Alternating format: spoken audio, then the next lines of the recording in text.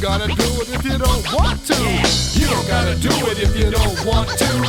It's just a suggestion. If this falls down, if we just send sound waves, if that falls down one day.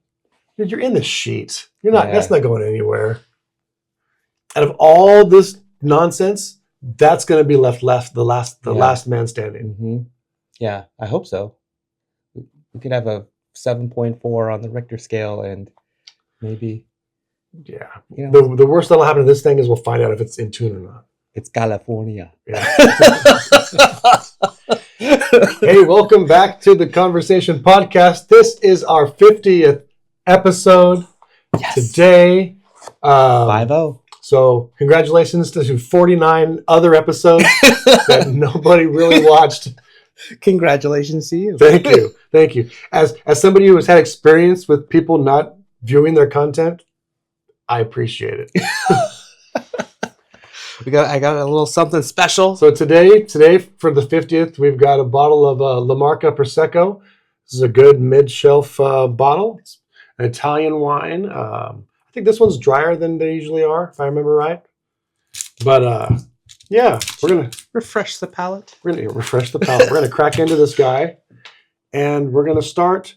I think it's my turn to go first today. Is that accurate? I hope you do. I think you'll be at an advantage. I know you warned me about the intellect and I've got some heady stuff today. The amount of cerebral energy that it was going to take for me to combat your ideas. Real talk. I'm not screwing around today. I didn't make up an article about you, which has been my tradition, which I really enjoy doing. I didn't do that today. Cheers. So 50 episodes. That's good. Yeah, it's good. Yeah, it's dry. It's dry. Yeah, it's dry. I like it. I like that. Yeah, much better than the alcohol removed wine. Dude, remember I bought 2 bottles of that because it was a 5-cent deal. Yeah, this is better. The wife and I tried to have the second bottle and made like a steak dinner. Okay. Because I was training for a Spartan and I wasn't drinking for like 6 weeks. And dude, it was so bad. Like, I mean, we could not drink the bottle. Did you try it in that steak sauce that you had made? Yeah. No. No, you didn't try to turn it into the No, Bordelaise. I did not turn it into the Bordelaise. No, we tried to drink it with, I just made like New Yorks. Like I like grilled New Yorks. All right. And it tasted bad. Like both of us, the wife was like, hey, this is kind of vinegary. I'm like, yeah, I think that's kind of how it tastes. But we couldn't drink it. We went to root beers. A little sarsaparilla. Yeah. Oh, so jump right into it. My 50th episode article just came out. This is a 20-year study, massive study. Okay. This article is called "Dark Personality Traits Thrive in Societies with Corruption and Inequality." Global study shows. Now, this study, which I'll just read a little bit here. Read the title one more time. The title is "Dark Personality Traits Thrive in Societies with Corruption and Inequality." Okay. So, a new global study shows that people in societies characterized by corruption, inequality, poverty, and violence are more likely to develop aversive or dark personality characteristics such as selfishness or spitefulness. It's also a matter of the society. So, why are some people more inclined to cheat, manipulate, or harm others in their own gain or for their own gain? A new comprehensive study with data from nearly 2 million people across 183 countries and all 50 U.S. states points to an important answer. It is also a matter of the society in which one grows up in. So the study was just published in the Proceedings of the National Academy of Sciences, and it examined how adverse social conditions such as high corruption, inequality, poverty, and violence are linked to what they call the dark factor of personality. Mm-hmm. This is an essence of aversive or dark personality traits such as narcissism, psychopathy, and sadism. One of the people who conducted the study, Ingo Zettler, a professor at SODAS, I'm not sure what that is. SOD. SODAS. and the Department of Psychology. We'll look up that. But he said, quote, in societies where rules are broken without consequences and where the conditions for many citizens are bad, individuals perceive and learn that one should actually think of oneself first. So what do you think about this study? I think it makes sense. I Yeah. think their conclusions are valid. What methods did they use to capture 2 million people? Is this like a survey? So it was they did it with a What was their method? see by combining a personality questionnaire Okay. with objective data on countries and all the U.S. states, social conditions assessed approximately 20 years previous. The researchers found a clear and albeit moderate relation, and they go on in the article to talk about how the very narrow difference between the different regions or countries creates massive long-term effects. And this is a 20-year study. So That's a long time to be studying something that you probably, because you had to come up with your hypothesis first. So, they ask the question, and a lot of times when you ask the question, you kind of think you know what the answer is, or you kind of think you know what it might be. And it would strike me that, they probably spent 20 years working on that to confirm their own suspicions. Well, that's what science is, basically. You just kind of you think of an idea and you hope you're right. Yeah. But yes, so the study shows that countries such as Indonesia and Mexico, or U.S. states such as Louisiana and Nevada, have higher dark factor levels than countries such as Denmark and New Zealand, or states such as Utah and Vermont, which have a better societal conditions in terms of lower corruption, inequality, poverty, and violence. They're skating on some thin ice there, revealing those findings, I suppose, because they're throwing regions, states under the bus, and whole countries, cultures of people that live there. I mean, you could take subsections and subregions of our own state, which is massive, and find that to be true as well. California is basically 3 states itself, and regionally. So I think California is bigger than some countries. Many countries. I think that's why they chose to do the study with a bunch of countries and then all 50 states individually, because we have such a massive divergence in culture here in the U.S. So in conclusion for this article, the same guy, Ingo Zettler, says, our findings substantiate that personality is not just something we are born with, but also shaped by the society we grew up and live in. This means that reforms that reduce corruption and inequality not only create better living conditions just now, they may also contribute to mitigating aversive personality levels among the citizens in the future. So what I found interesting about this is there's 2 statements that I read by the same author of this study seem to be almost contradictive in the way that they're presented. So the first one where he talks about, was this one university or a collaboration between multiple? Three individuals worked on this study. Okay. This article only has one of them. Ingo Zettler sounds like he was the.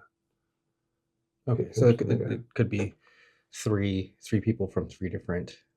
It could be, but so it just seems to me like they are talking about 2 different things, because how do I present this? So the first statement argues that if you have low levels of corruption and inequality. And there was something else in here that hold on a second. Give me a second here. Yeah, sure. To me, it makes sense, because in order to, and I've understood this for quite some time, and definitely I have 2 subjects here that I can experiment on daily with my own children, and I've pretty much always known that in order to have the ability to be upstanding, to be generous, to be giving, to be compassionate, to have enough self self-worth and enough self-esteem and enough self-confidence to think outside yourself and to be generous with your time and your resources, you have to have everything about you in order and taken care of. And if your cup is got that much in it, what do you have to give or offer other people? And with my boys, I definitely try to make sure that, well, I know that they are taken care of, but also try to give them examples of what it means to give and to be generous and to offer to other people. And they take that, they see how that's modeled, they practice that. However, our situation would be much different if we were, if I was struggling paycheck to paycheck, single parent, inner city, Oakland, and we were barely making it, and I don't get to spend a lot of time with them and to coach them and to parent them, things would be so much different. Because if an individual's needs aren't met, then yes, you have to be selfish. And selfish isn't necessarily a bad word. I know it's thought of as being this thing that has a derogatory, yeah, the meaning behind selfish, we immediately, our minds go straight to, that's bad, that's wrong, how dare you. But you know what? Something as simple as brushing your hair or brushing your teeth, that's a selfish act. You're doing it for self. You're doing it for you. It doesn't aid anybody else, but it's still necessary. Yeah. And yes, we're animals, and if we're not selfish, we can't survive. That's just the nature of being an animal. So you are talking about macromanaging what this article is talking about. The family unit, the micro elements. You're raising your kids in the way that you feel proper, and your personal ability to do so has other factors that are engaged in that. This article, or this study, is talking about things on a macro scale. So the statement that I wanted to read that I read the wrong one the first time, is, in societies where rules are broken without consequences and where the conditions for many citizens are bad, individuals perceive and learn that one should actually, I read that, think of oneself first. That's it. Okay. So that's the two statements that I feel are contradictory. Or not contradictory. I think that it's funny, in this country, we have two organizations pushing for what they think are two totally different things. And this one here, where it argues that societies where rules are broken without consequences, creates this dark situation. You get in things where now they're arguing that things like lowering standards for prosecution and defunding police and those kinds of things actually are shown to have negative effects. If we're just letting people do whatever they want, anarchy basically, and there's no consequences, that leads to this dark output. And then at the end, when they talk about how reforming and creating higher levels of living conditions and equality, the other side of the coin is pushing strongly for this. So I think that it's funny to me, because I've always argued that our political system has two groups of people who both want what's best for this country, and maybe by definition the world, but they have differences of how to go about doing it. And in that sense, we have to create a divisive environment so that you can't follow them because my idea is right, so we have to hate the other side. But this study seems to indicate that we both have half of the solution. So just before I remark on everything else, I think your description of the two parties that are currently kind of playing this tug and war. We're talking about Republicans and Democrats with our country. I think you're giving them too much credit. I think the way you were describing our leaders and our politicians really truly thinking and believing that what they are doing is best and right for the country. I think we might be a generation past some of them. I am a little bit more pessimistic. My point of view is a little bit more dark. I think all of them are almost essentially on the same team, and they're really looking out for themselves. And I think the same themes in the study are present in our leadership, and that's leading to some of the corruption. Of course, but our leaders they're driving societal points to an extent, but they're not necessarily a part of society as this study sees it. No, we're talking but about. But they are members of society. They're people. Yeah, they're humans. But they're humans, but they're at a separated and almost elevated status. We're talking about the core of people and what drives like a large community like the state of Nevada to exhibit signs of collectively moving in a direction. Mm-hmm. And I think that, I mean, obviously, when they say Nevada, they mean Vegas. And Reno's pretty good. Yeah, Reno's pretty good. Reno, Vegas, shout out Reno. Shout out. But the the corruption, all these things that region creates, and the darker parts of humanity, it's the people who live there get sucked into that, and they have no choice but to absorb some of those dark tendencies in order to survive. Mm-hmm. But then you go to a place like Utah, which by and large has one culture group that is very regimented, is very ruled and structured, and we're talking about Mormons. No, they don't like being called that no more. You have to actually say the Church of Latter-day Saints. Okay. Yeah, that was a couple of years ago. They announced that they don't want to be called any of their vernaculars anymore. They want to be referred to as the entire thing every time you say them. So members of the Church of the Latter-day Saints, they're all together. They're now allowing Black people to join, which is kind of cool. I didn't know. Oh, yeah. I wasn't invited. Yeah, well, not yet. It's in the mail. But the thing is, you have a single unified cultural concept, and so they're on the list of the lower dark elements. Interesting. Because they don't have the things that create this inequality and lower living conditions that are associated with more of a melting pot situation, where you have people creating culture groups and trying to elevate themselves and not others. Mm-hmm.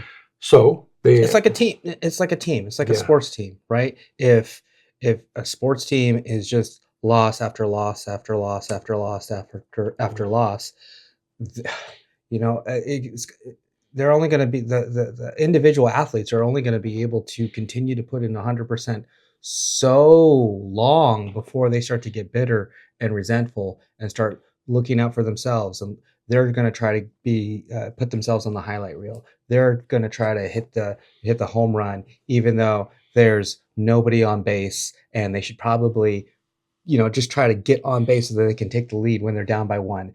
Play smart instead of just trying to do it all themselves and take all the glory for themselves. Sports teams can only do that, and cities, townships, they're like teams. Right, and when everybody wins in that township, the tides bring up all the boats together. Yeah, and when the team is at its worst, all the best people are trying to get traded. Mm-hmm. Yeah, they're trying to leave. They're jumping ship. I know California, unfortunately, has been experiencing a fair amount of this lately, where many of our finest citizens and businesses are finding that they would prefer to be elsewhere as a result of things that are we talked a little bit about in and out and moving out their first location and up the Starbucks. And when an area is struggling, you either have to be committed to bringing them back, or you have to figure out what else are you going to do. And I think this study is all about. So basically, they concluded the darkest parts of human beings are encouraged in these conditions. Yeah, if we let the animal instincts of selfishness fester and grow unimpeded, then over time it creates a culture where we're all out for ourselves, fighting each other, and it's detrimental to whatever region we're born and raised in. And it's not genetics as much as it is society driving the way that our personalities develop is, and yes, like you said, it sounds logical and it feels like a no-brainer, but this study just supports They just spent 20 years on it. this theory. So, like, yes, people are leaving California because they're dissatisfied. Hopefully, they're not moving to Louisiana because it sounds like that's worse. But What'd you say? Connecticut was good? no, Vermont? Utah and Vermont. Vermont. Good old Vermont. Yeah. Vermont's the size of one of our cities You here don't in ha- California. You don't really hear too much about Vermont. Good, but good syrup. Sounds like a nice place. Maple syrup's good there. I bet you it fucking snows its ass off in July. And that's why nobody wants to live there. So yes, it's funny. It's funny because it feels like the solution. I mean, it's a generational thing. One generation has to enact change, and we know how that works. But it sounds like what we need to do, and this is one of our one of the more liberal socialist concepts, is we all need to create perfect equality across the board, and in a generation, we will have achieved utopian harmony. Yeah, no, you can't do that. No, you can't do that. It's impossible. It happens on Star Trek. Equality. I mean, so yes, you can. Everybody can be equal under the law. Everybody can be equal with how they're treated by the justice system and the courts and the leadership in their towns. All of that. Everybody should have an equal interaction in the way they interface with their rights and the laws that govern where they live. But to have equality, everything being equal, it means you have to have the exact same opportunities that I have to have. We all have to have the same things, and that doesn't always take place. Well, you see these governmental bodies trying to achieve that, but how feasible is it? We're going back to a lot of factors. Like I'm a member of a culture group that has spent generations favoring themselves, and I have an elevated ability to achieve. These are the arguments, right? So at what point can you have the exact opportunities that I have, and how do we define that? Well, so as far as the exact same opportunities, that cannot be had. No, because okay, so if you're a generation younger than somebody, well, in order to have the same opportunities that they had, you would have had to live in the time and space where they lived to have the exact same opportunities. So everyone's opportunities are going to be different. They're going to be similar. I mean, even with what we're doing right now. Okay, so almost the entire world has the internet. Almost the entire world has YouTube. And we know that there are people that can get out there on YouTube and put out content, and then all of a sudden they are trending and they're finding themselves with all of this fame and wealth, right? So that opportunity is there for just about everybody right now in the current time that we live in. And there are other similar opportunities when the stock market crashes. Okay, people have the opportunity to invest when they know it's going to come back. They know, but does everybody have money to invest at that particular point in time? When the housing market crashed, when we had our opportunity to buy into the market, does the current generation have that same opportunity right now? No. Will they in the future? We don't know. So not we can try to get it as close as possible. We have to start with the current rights, and are people being treated fairly? Is everybody being treated equally? And if we can get there, if that can be the starting point, and if we're not there, how do we get there? And if we are there, okay, well, what else do people want? Like, do you want me to give you half my paycheck? Like, do I have to physically go out and support other people? And I'm not, and I'm saying maybe some people want to do that, and I know some people do. I mean, we live in a society that also has a generous donors who do that work all the time. But we also have a nationally supported income transfer system. which is a socialist program, things like welfare and Medicare and all these kinds of things that attempts to level the playing field. And people who make more are supposed to be disproportionately taxed or asked to put in more to the system so that we can level these playing fields.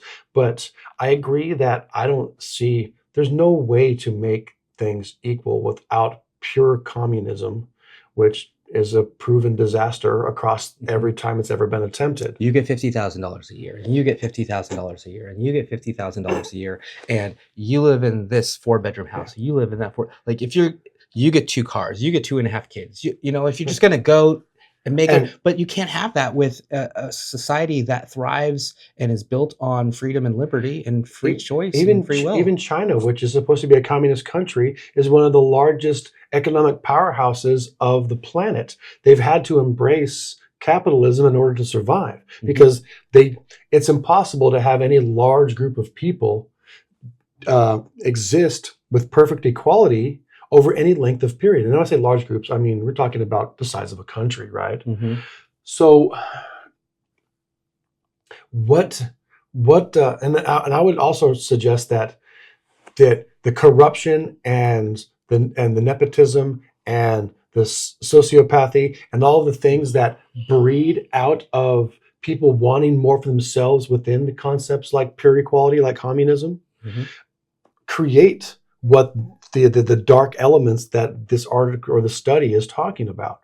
So now we're into a paradox because we are selfish creatures. We're animals, right? We are human beings, are selfish creatures, and we're always going to try and fight and push for more for ourselves, for our own. So there's no way to achieve pure equality because we're always going to be wanting more for ourselves. So how do you achieve equality, which lends itself to people secretly trying to get more, which is a corrupting factor, without creating an element where you have a corrupting factor? You have to create a situation where absolutely everybody, every man, woman, child, and other has absolutely everything that they all want. And they'll have to all agree on what that everything is. And once we give everybody absolutely everything, then we can be communists. So I think solved it. Wrong button. Oh, I don't have those in the house. Next time on the ConverSAYtion podcast, the Fuyo button. Fuyo. Cheers. Thank you. So that was a great soundbite statement, by the way. Put that in the fucking podcast. What you're suggesting is let's figure out what the bare minimum is. No. Oh, no. You're on the wrong side of the spectrum. Oh. We have to give you, me, everybody on your street, and everybody on this planet everything. Oh, okay. No, okay. We have to decide what everything is, and everyone needs, because if you don't have absolutely everything that's possible, then you're going to try and find out how to get a little bit more, and it will never stop. We will never eliminate this dark factor. But that's impossible. Oh, is it now? No shit, Sherlock. That's what I was trying to say. That's impossible. Because we don't even agree what we want. Like you want something different than I want. I have stuff that you don't have, and you have stuff I don't have. That's why it'll never work. The whole concept of pure, we will never be able to eliminate this part of the human condition, this dark part of the human condition, because we don't know. It's like the movie WALL-E. With all the fat people on the station, they had everything, but they were doing nothing. Because even if we did achieve ultimate perfection and everyone got everything, everyone was well fed and all of their entertainment needs were met, and we all had 100 wives and 100 husbands, and it was just beautiful world, and we lived on the moon, and we could travel to Jupiter, and everyone had everything that they wanted. All we would be able to do is either die as a civilization, because we wouldn't have anything to achieve, or we would have to try and find something new. It'll never work. People are always going to want more. They have to. Otherwise, we can't. I mean, if we don't and that's a good thing. Yes. And that's a good thing because it creates innovation. It creates the competitive nature that it is to come out with things that we don't have before, things that we have on our wrist, things that we're using right now. Things that we haven't actually configured yet. Whoop, whoop. Yes, okay. I got a whoop, and yes, I can bring it down if you want to see it. No, no. So it's like the Reaver planet on Serenity, and I know we're getting into concepts you don't understand, but in the movie Serenity, these savage space pirates come from nowhere. I know the space pirates. Not the ice pirates. It's different. Different kinds of pirates. But they're brutal, murdering humans who ravage the lands. Yeah, called Reavers. In the movie, they find the planet where the Reavers are from, and the government had tried to put something in the atmosphere to make everybody calm and happy and perfect. Mm-hmm. And a very small percentage of the population had an adverse effect and turned into these vicious space pirates. But everybody else found that they had everything they needed and just sat there and died. That's what would happen if we had absolutely everything. If we don't have conflict or concepts, if we achieve pure ultimate satisfaction and equality, all we will have left to do is go to bed and die as a species. It's one of the reasons why some of the most successful people, famous people, the people with the most money in the world tend to be the most unhappy. I mean, we see it time and time again. People that they had it all and they took their own lives, or they had it all. They had the perfect wife, they had the perfect life, they had the perfect job, they had the perfect career, they had the perfect everything, and then they threw it all away and walked away. And where did they go? What happened to them, and why? Why did they do that? Because they couldn't find meaning in any of it. I think if people can find purpose, if they have something that drives them, if they have a reason to live, then all this other stuff that can happen. But that has to be coupled with standards and morals and a code and a creed of some sort, a mantra to live by, something to direct them. Otherwise, you're just kind of rudderless, and you're letting yourself guide you through life, and that usually ends up being just whatever feels good at the time. Yeah, and that supports what the guy was saying about how societies where rules are broken without consequences create these kinds of problems, and that also supports your notion that, excuse me, our governmental body, our two-party system, is all working together to keep us agitated. Now, I would submit that society. I mean, I've always said this: society is meant to keep us occupied and not thinking about how we're just sitting around waiting to die. But I honestly think that our government is pitting us against one another, basically to keep our brains going, keep us active, and they're giving us something to strive for. Hate that guy. Hate that girl over there. I wonder that if in these first world countries like the U.S. and Great Britain and such, that we're starting to get too happy, too complacent, and so they need to give us these things to keep us active, and hate is a motivator for continuing to live and exist. Yes, yeah. So that's been, I mean, that's true in the marketplace, right? You have to. This glass is the best glass ever. You know why? Because it will do this, this, this, and this. And why is it better than your glasses? Because your glasses are, this is a problem, this is a problem, this is a problem. So you present the problem and you present the solution and you sell it. And the same thing is true. The glass is politics. With politics. They're sales people. They're selling us something. And I learned this firsthand in 2016. I suspected it, but 2016, I was like, hey, wait a second. Because I tried to just immerse myself and drown myself in everything politics. Yeah, I did the same when thing. that happened. I did. Because I wanted to try to figure it out. And I really tried to be as open-minded and objective and as unbiased as possible. And I would watch I'd watch everything, anything and everything. Yeah. It was on the right, it was on the left, it was Fox, it was CNN, it was MSNBC, it was stuff on YouTube from some obscure guy screaming his head off. It was, and everything in between.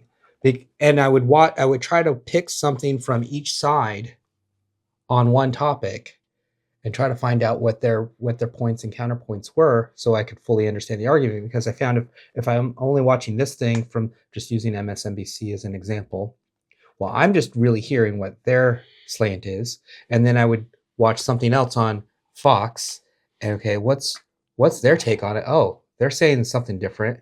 Okay, try to watch something in the middle, and I would learn pieces of information from each source. Yeah.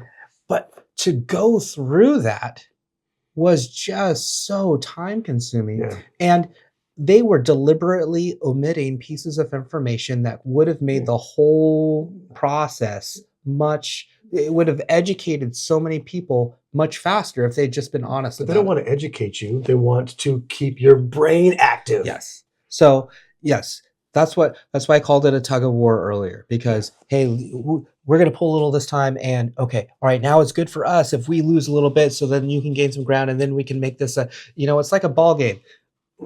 When your team is losing by 30 points with a minute left, Which ball? Jesus Christ. Basketball. All right. Okay. Yeah. I mean, that's plausible. The NBA finals they're on today. And you a lot of people are just turning that off. Like, we're gonna tune out, right? If we had one party that just dominated every single election forever, You should be back to being happy. then it's like, well, why are we even trying? Why are we even playing? What are we fighting for? So yes, I am of the opinion that our current elected officials, as altruistic as they would like to lead us to believe that they are, I think maybe there's a handful of them that actually are that, and most of them are just in the business of being in power for as long as they can be in power for. Yeah, that's a compelling argument. I mean, and you see little pieces of it, like when there's non-political functions that feature individuals from both sides, and just all buddy. Somebody in Congress who's been there for 1,000 years passes away, and everyone says, he or she was a great litigator and a friend and colleague, but 2 weeks ago they were saying this fucking person is an obnoxious cunt and they can't do their fucking job to save our lives. You kind of get the feeling like they're bullshitting us. Mm-hmm. So I agree. I think that's a compelling argument for the whole machine is, and the machine is not just politics, it is news media as well. Oh yeah. It's all designed to keep us engaged, keep our brains going, and they've found that the best way to do that is to keep us agitated and upset and a little pissy. Which is why I care very little to watch the content that they're producing. No, just knowing the fact that they are backed and funded by people that have an agenda, people that want something sold. I think a huge problem, and this is a tangent, I think it's a huge problem. It's a big one.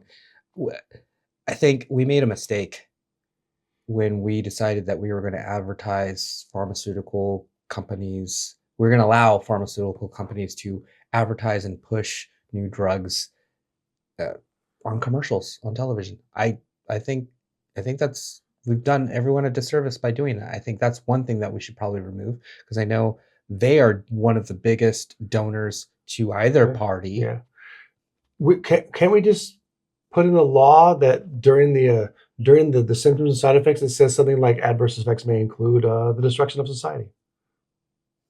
Yeah, perhaps, because in a sense, right? If I, and this goes back to your article when it talks about people being selfish. All right, groups can be selfish, corporations can be selfish, and they should. They want to be able to survive, but that has a cost. And if that cost on society is, hey, I need you to get on the air and tell this story and allow us to advertise and push this agenda so that people believe that this drug will do what it needs to do, so that, and then we'll continue to give you money. So say, you be the puppet.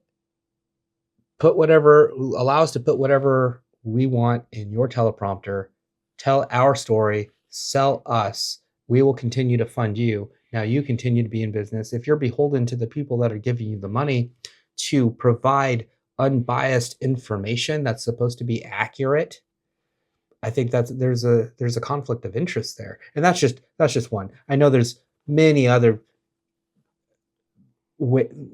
places that legacy media gets their funding from. And yeah, I think it is a problem.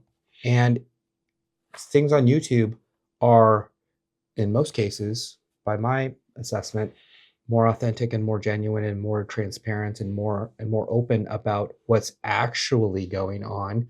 Because, okay, yeah, they might have a sponsor, or they might have, even with reviews, hey, you review this. They gave this to me to review, but I don't have to say anything specific about this. They said just tell the people what I honestly thought about it, and then they do. I think when you get sponsored, but you don't necessarily, you promote something that you actually believe in, I think that's honest. Okay, so if you actually believe in something, then definitely promote that. But if you're just a shill, like, that's a problem. Well, I follow very few people on anything, and I do follow a few people, and I do dislike when I'm watching one of their videos. I mean, and I'm seeing it a lot recently. Excuse me, where it starts out like it's one of their funny little videos or whatever, and all of a sudden they're like, and that's why I drink La Marca Prosecco, and it's like, are you fucking serious right now? It's like commercials it's like the soap commercials from the 40s now. So yeah, I think it's inescapable. Money talks, and thank you for ending my episode on a tangent. But no, you're 100% correct. Society is the whole thing is society is being driven by the powerful people and power. The money is the power, and woo woo woo, and not whoop whoop whoop. But if we get super popular and you just pull your AG1 from underneath the table, I'm probably going to walk away. I think one of the best things that this article that you brought up provided is a roadmap of places to avoid in the United States. Where should I not visit at night? Yeah, so that's funny because Nevada, I mean, you're visiting Las Vegas at night. That's kind of the reason it exists. Neither here nor there. All right. Okay.